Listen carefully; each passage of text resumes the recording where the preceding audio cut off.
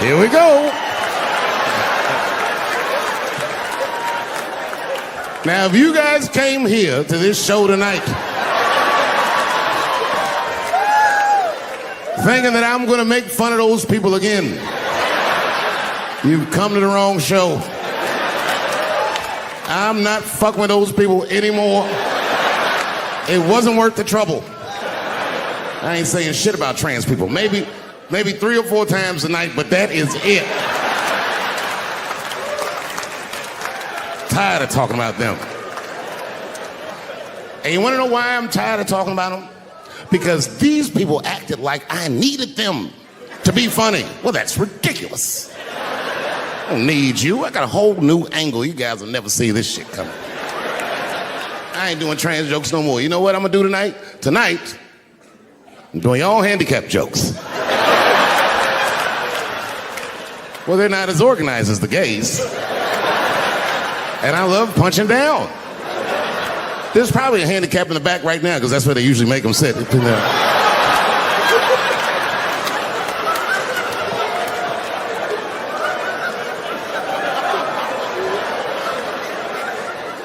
I came here to laugh at transgender people. I didn't know this nigga was gonna make jokes about us. Come on, y'all, let's get the fuck up out of here.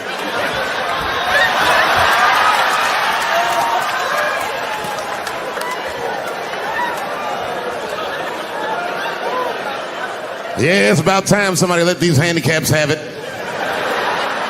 They done met their match tonight. Fuck them. One time I was on Capitol Hill, and I seen a handicapped congressman. Madison Cawthorn, that's his name.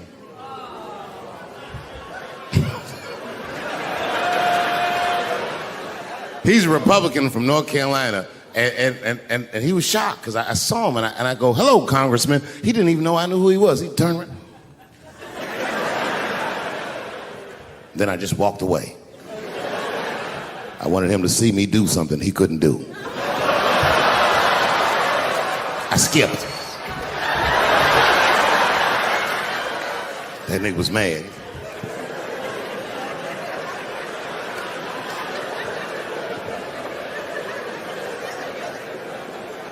He's no longer a congressman. I don't know if you follow politics. I'm not trying to be funny, but he lost his seat. He ran a bad race.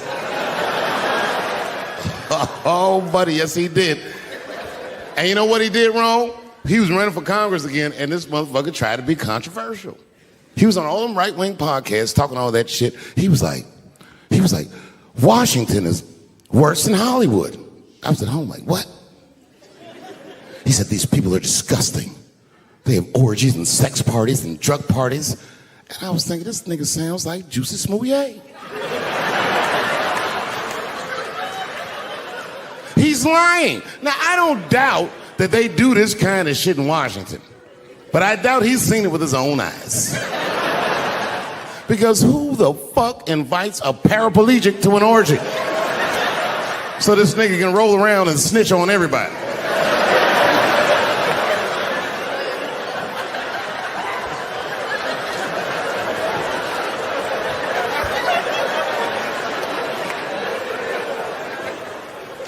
I said, there's only one reason you're gonna invite him to an orgy. And you know what that is. Have at it, guys. I can't feel anything.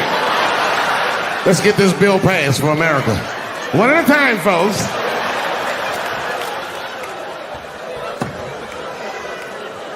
Oh, buddy. Yep. Yeah, the handicaps are the new people I punch down on. To be honest with you, I've been trying to repair my relationship with the transgender community because I don't want them to think that I don't like them. And you know how I've been repairing it? I wrote a play. I did, because I know that gays love plays. It's a very sad play, but it's moving. It's about a black transgender woman whose pronoun is sadly nigger.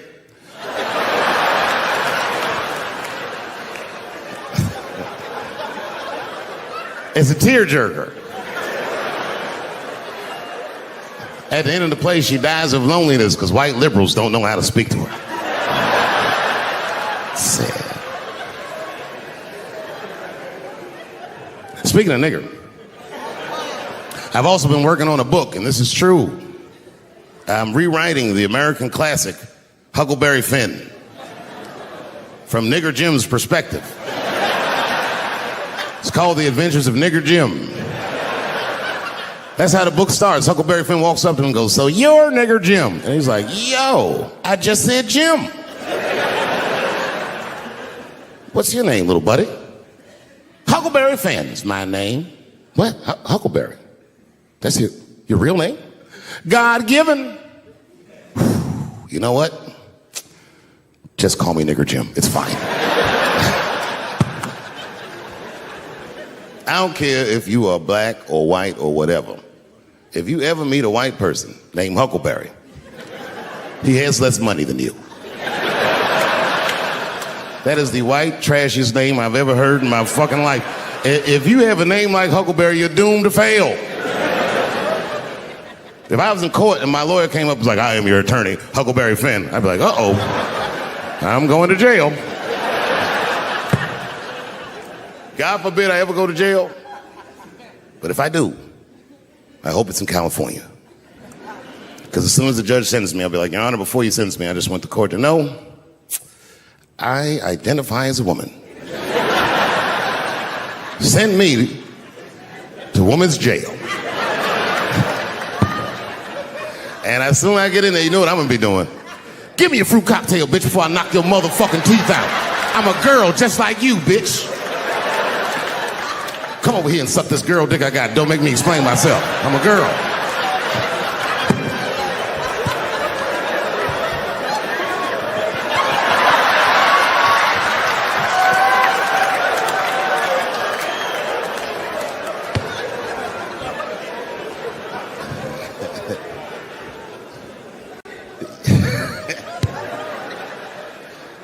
You know, I have a great reputation in show business, but in comedy, I'm what's known as a lazy comedian, which is crazy because I work all the time, but that's not why they call me lazy. They call me lazy because I do shows sometimes, 20,000 people be in the crowd, and I'll tell a joke, and they'll all look at me like I'm crazy, but 3 or 4 people will laugh really hard, and I'll be on stage like, "Yeah, that's good enough."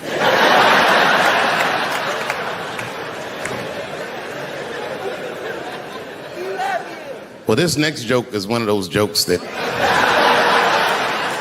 it's not, you know what I mean? I like to tell it, but it never does good. But I'm gonna do it. You know why it doesn't do good? I'm not good at impressions, but this is an impression. You ready? Okay. This is not gonna work. All right, this is my impression. It's my impression of the dead people on the Titanic.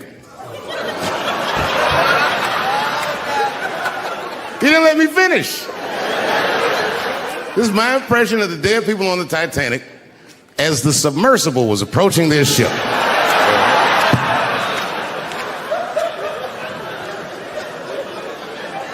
That's good enough. All right, here it goes.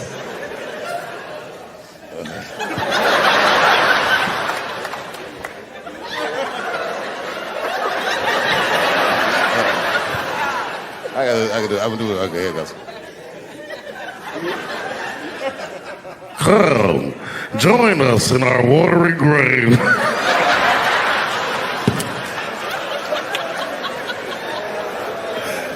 Oh, buddy, that's funny to me. Listen, that is a funny way to die.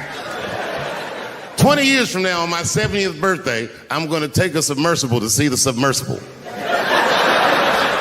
Hopefully by then, I want to say that I'm rich and famous. And the only reason I say that is because the last 17 months were hell, and I cannot imagine what everybody went through, but I'm happy to see you, and I'm happy you're well, and I hope everyone you love is okay.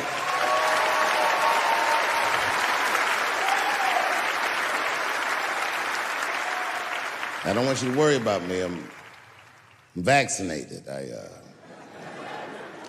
got the Johnson & Johnson vaccine.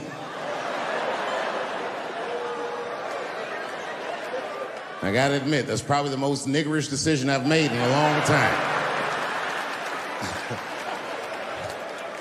I walk in the doctor like, give me the third best option. I'll have what the homeless people are having.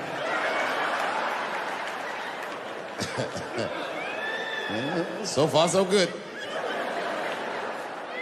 And I know you probably heard on the news, I did get coronavirus. And it was something else. Like, okay, first of all, when the doctor told me I had coronavirus, I gotta tell you, I was surprised how it made me feel.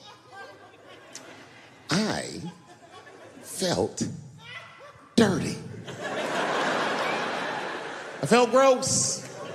Because I had been walking around Texas, just touching doorknobs and shit, hands all moist, tipping niggas with cash. Here, take this to your family. I must have killed thousands of people just trying to get tonight's show together. So I hope you appreciate it, because a lot of niggas died for me to get this one off.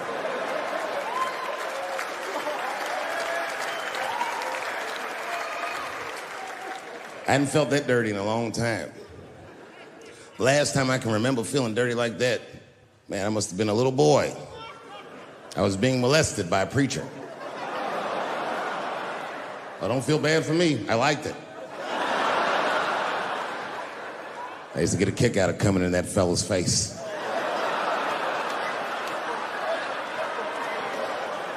Well, he asked me to do it.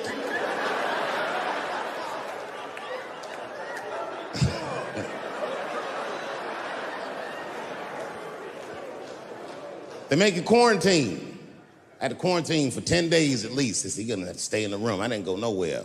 And it started making me nuts, because I would just sit in the room and watch videos all day. Now, you know what I was watching? And I hate to say this, but there was a lot of videos, sadly, of black people beating up Asians for no reason.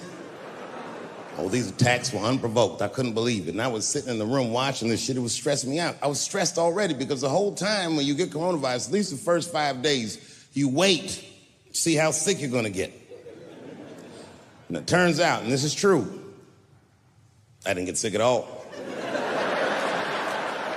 Not a cough, not a booger, not a fever, nothing. Look at me. I am the Magic Johnson of coronavirus.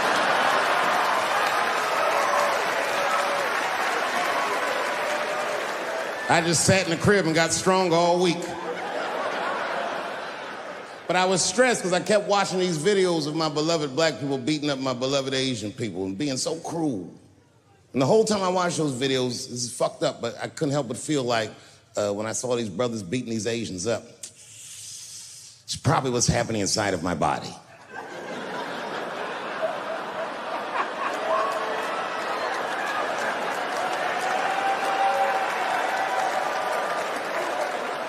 I didn't get sick.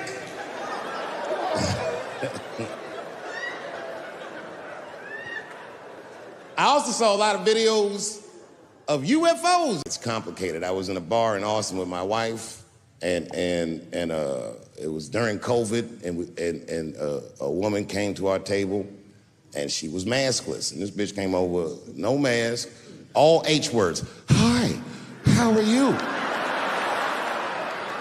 Droplets was coming out of this bitch's face. We all covered our drinks. Oh, bitch, what are you doing?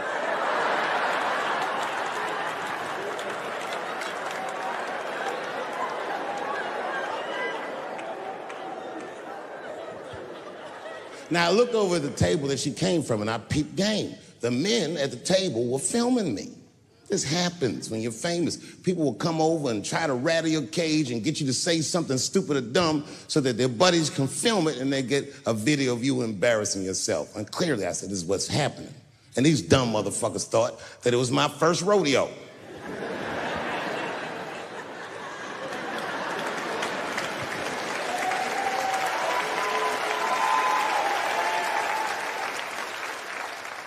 Sadly, it worked. I ran right over there. I said, I pointed right in the camera. I said, you's a bitch-ass nigga for doing this to me.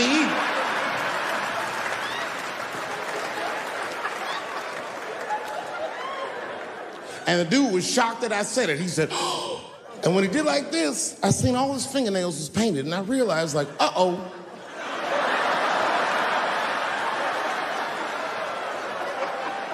This fella's gay. Now, you know how I talk. I call everybody a bitch-ass nigga, you know what I mean?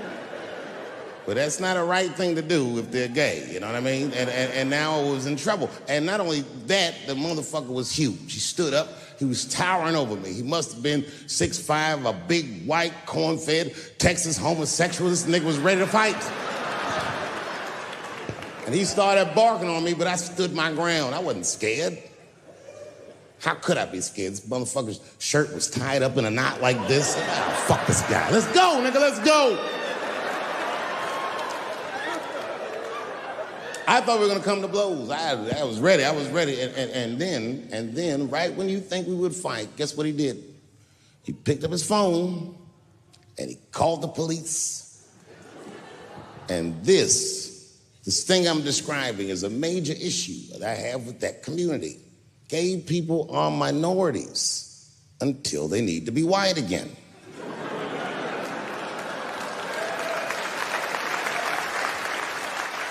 I'm being very brutally honest so we can solve this problem. I'm telling you right now, a black gay person would have never done that to me. Because a black gay person knows when the police shows up, they're not gonna care who called them. They don't show up like, which one of you niggers is Clifford? We're all Clifford.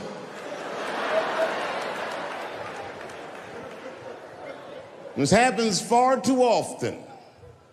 Another time, about 6 years ago, there was a lesbian woman that tried to sell a story about me to TMZ. Thank goodness TMZ could see right through the sham of that story. This woman claimed that I beat her up in a nightclub because she was a lesbian.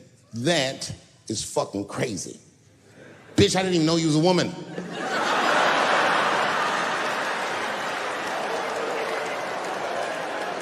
Thank God TMZ didn't believe that.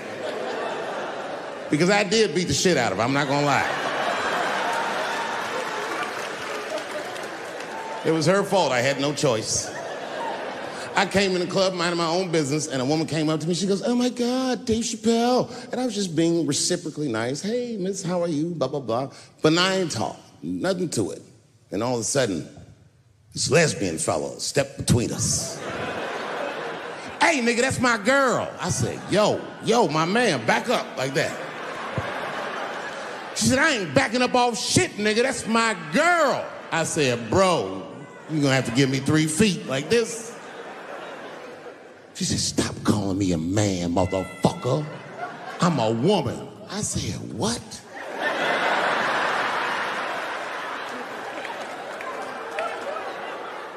And then I looked deep in this nigga's cheekbones. I said, oh my God, you are a woman.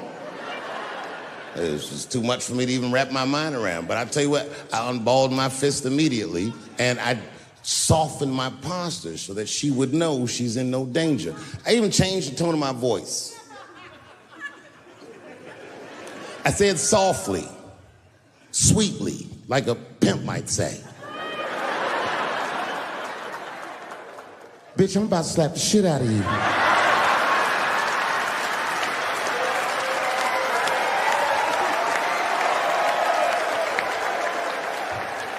I shouldn't have done it. Oh, I wish I didn't say that. She dropped that foot back. Boop, she was in a perfect southpaw stance. Her shoulders were angled correctly. Her head movement was good. I said, oh no! This bitch boxes for real. She threw a wild hook at me and I saw it coming from yesterday, so I slipped it like this. I had no choice. I had to go to work. I let that jab go. You should have seen me go, nigga. I tenderized them titties like chicken cutlets.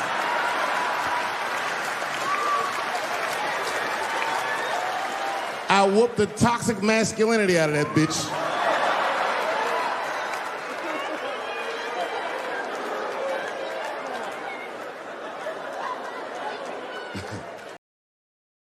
The 70s were a wild era, and while all this was going on, Bill Cosby raped 54 people.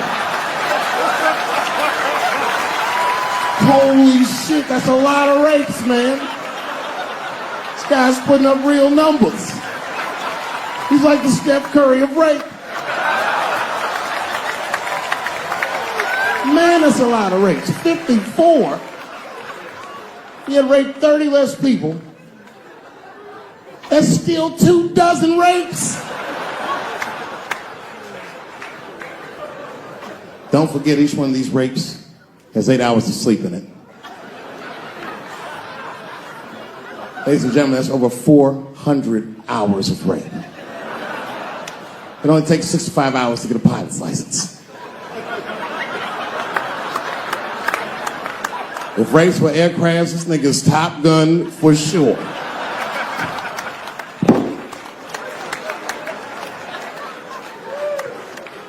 Yeah, that's a tough one.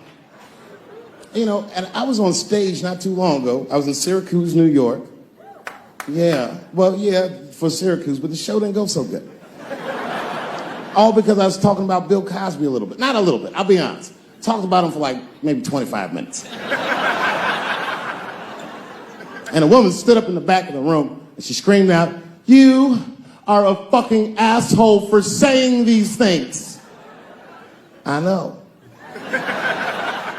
Instantly, I felt, like bad. Not bad about what I was saying. I just felt bad, like, oh, that's too bad she doesn't like the show. I didn't realize it at first.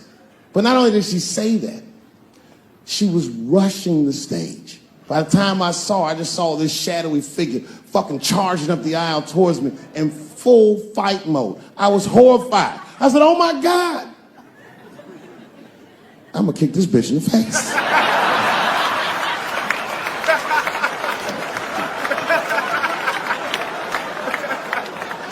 Lucky for me, I didn't have to.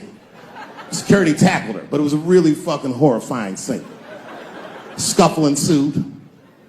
And then, finally, she screamed out to me, "Women suffer." I said, I know. And ladies, I need you to know that I know. I need you to know, seriously, there's a lot of men in this room that identify themselves as feminists. I would include myself in that. Don't ever forget, we all have mothers and daughters and sisters and wives, and we want to see all these women do well and not be held back by their gender. There's a lot of men like that in this room. There's a lot of men like that in the world. Or as we are known on the streets, bitch ass niggas.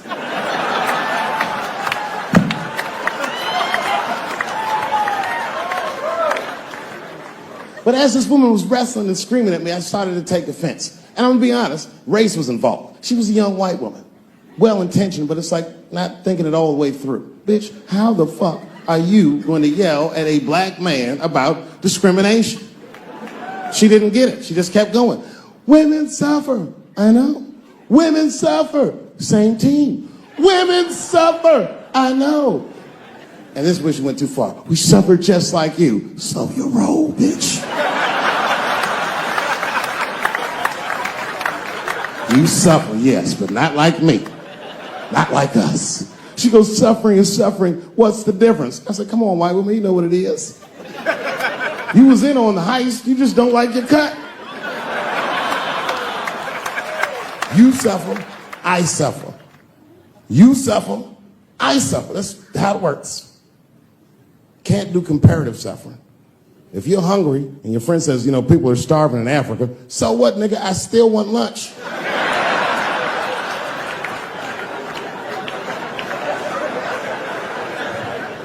Black people know about comparative suffering, and you know this is a fucking dead-end game. Blacks and Jews do that shit to each other all the time. You ever played Who Suffer More with a Jewish person? It's a tough game. Whenever you think you got the Jewish guy on the ropes, that motherfucker will be like, well, don't forget about Egypt. Egypt? God damn, nigga, I didn't know he was going all the way back to Egypt.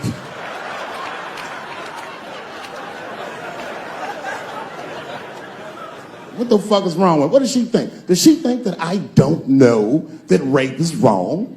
Does she think that maybe I don't have empathy for Bill Cosby's alleged victims? And I would be remiss if I didn't remind you that technically these are all still allegations, although I admit it looks very bad.